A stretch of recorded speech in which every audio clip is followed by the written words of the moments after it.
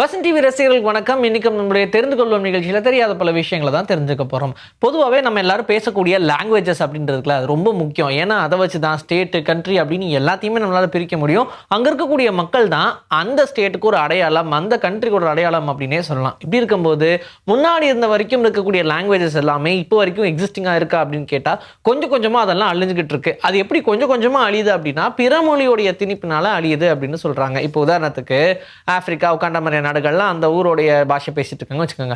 அங்கே அமெரிக்கா, யூஎஸ்ல இருக்கக்கூடிய பீப்புளெலாம் போய் அங்கே வசிக்கும் போது அவங்களுடைய பேச்சு வழக்கில் நிறைய டிஃப்ரென்ஸ் தெரியும். அவங்களுடைய பேச்சு ஸ்லாங்கில் எல்லாத்துலேயுமே டிஃப்ரென்ஸ் ஏற்படும். அதனால் அப்படியே அடுத்தடுத்த ஜென்ரேஷன்ஸ் வரும்போது அவங்களுடைய லாங்குவேஜோடைய ஒரிஜினை மறந்துடுவாங்க.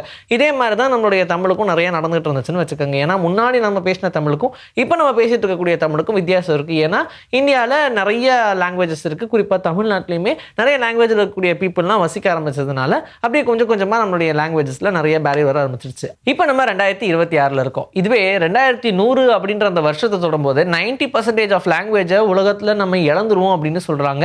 ஏன்னா ஆல்ரெடி நம்ம எக்ஸிஸ்டிங்காக இருக்கக்கூடிய லாங்குவேஜஸ் பார்க்கும்போது ரொம்ப கம்மி தான். முன்னாடி நம்ம பேசின நிறைய லாங்குவேஜஸ் இப்போ கிடையாது. அப்படியே இருந்தாலும் அது ஏதோ 1-2 பீப்புள் பேசுகிற மாதிரி தான் இருக்குது. அவங்களால எல்லாத்தையுமே எல்லாருக்கும் சொல்லிக் கொடுக்க முடியல அப்படின்ற மாதிரியான ஒரு கட்டாயத்தில் இருக்காங்க. ரொம்ப வயசானவங்களாக இருக்காங்க. அதனால் 90% ஆஃப் லாங்குவேஜஸ் அழியறதுக்கு சான்சஸ் இருக்குன்னு சொல்கிறாங்க.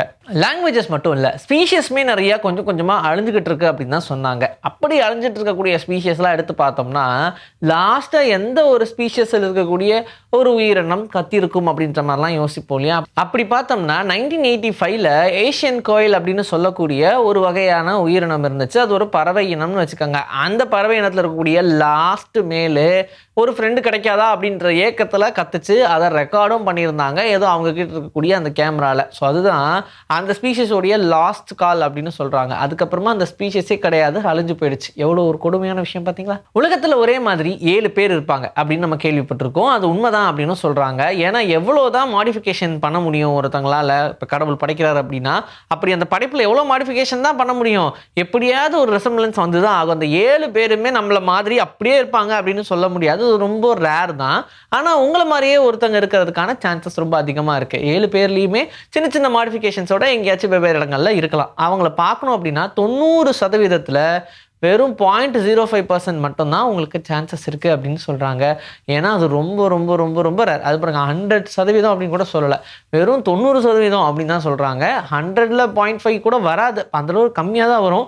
அந்த லெவலுக்கு தான் அவங்கள நீங்கள் மீட் பண்ணுறதுக்கான பாசிபிலிட்டிஸ் இருக்குது. அப்படியுமே ஒரு சில பேர் யாருன்னே தெரியலனாலும் மீட் பண்ணியிருக்காங்க. அப்படி மீட் பண்ண நிறைய பேர் செல்ஃபியில் எடுத்து அதை ஷேரும் பண்ணியிருக்காங்க. ஸோ அந்த மாதிரியான இன்சிடென்ட்ஸ் நடக்குது.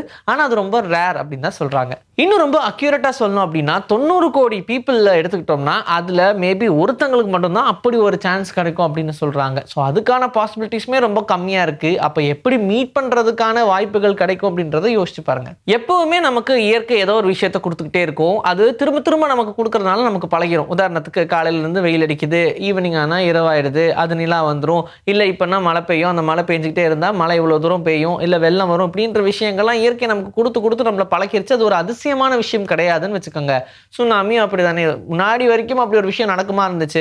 ஆனால் நடந்ததுக்கு அப்புறம் இது ஒரு பெரிய பூகம்பம் அப்படின்றது அப்புறம் தானே தெரிஞ்சது. அந்த மாதிரி இயற்கை நமக்கு கொடுக்குது, அது ரெகுலராக கொடுத்தா நமக்கு பழகிரும், இல்லைன்னா அதிசயமா இருக்கும். அப்படி அதிசயமான விஷயம் தான் ரெட் ரெயின் அப்படின்னு சொல்லுவாங்க. இன்னொரு பக்கம் பிளட் ரெயின் அப்படின்னு சொல்லுவாங்க, ரத்த மழை. ஏன் அப்படின்னு கேட்டால் இந்த மலையே சிவப்பு நிறத்தில் தான் இருக்கும். பார்க்குறதுக்கு அப்படி ரத்தமாக மழை பெய்கிற மாதிரி இருக்கும். ஃபஸ்ட்டு இது வரும்போது ரொம்பவே பயந்தாங்க, பயந்து ரொம்ப கதறினாங்க.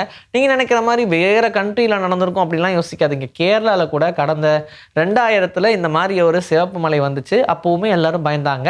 கிட்டத்தட்ட இது ஒரு ஆசிட் ரெயின் மாதிரி தான் சொல்லுவாங்கன்னு வச்சுக்கோங்களேன். இதனால் ஸ்கின் இரிட்டேஷன்ஸ்லாம் வரதுக்கான சான்சஸ் இருக்குது அப்படின்ற மாதிரி சொன்னாங்க.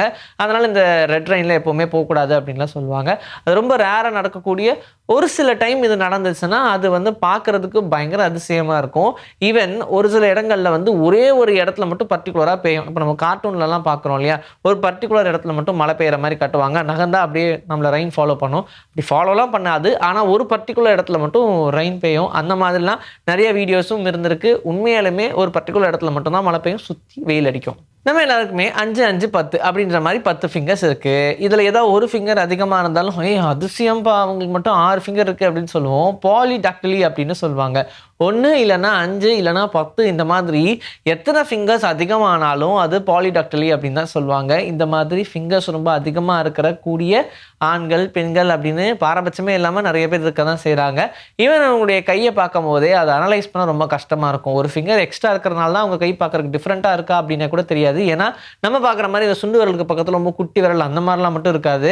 எப்படி நம்மளுடைய ஆள்காட்டி விரல் இருக்கோ, மோதிர விரல் இருக்கோ, அதே மாதிரியான ஒரு விரல் பக்கத்துலேயே இருக்கும். பார்த்தா டிஃப்ரென்ஸே தெரியாதுன்ற மாதிரி அதே மாதிரி இருக்கும். அந்த மாதிரியான பிரச்சனைகள் இருந்துச்சுன்னா அவங்கள பாலிடாக்டிலியில் அஃபெக்ட் ஆயிருக்காங்க அப்படின்னு தான் சொல்லுவாங்க. உங்களுக்கு லாஸ்ட்டாக எப்போ சொட்டு மருந்து கொடுத்தாங்க அப்படின்னு கேட்டால் நீங்கள் பட்டுன்னு கண்ணை மூடி யோசிப்பீங்க. ஏன் கண்ணை மூடி யோசிக்கிறீங்க? கேட்ட கேள்விக்கு உடனே தானே நீங்கள் யோசிச்சு சொல்லியிருக்கணும்.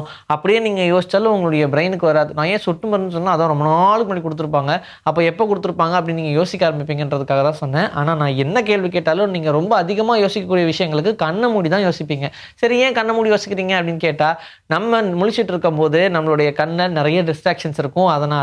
அதன் மூலயமா நம்மளுடைய பிரெயினில் இருக்கக்கூடிய அந்த மெமரியை எடுக்கிறதுக்கு லேட் ஆகும். அதே கண்ணை மூடிட்டோம்னா எந்த டிஸ்டர்பன்ஸும் இருக்காது.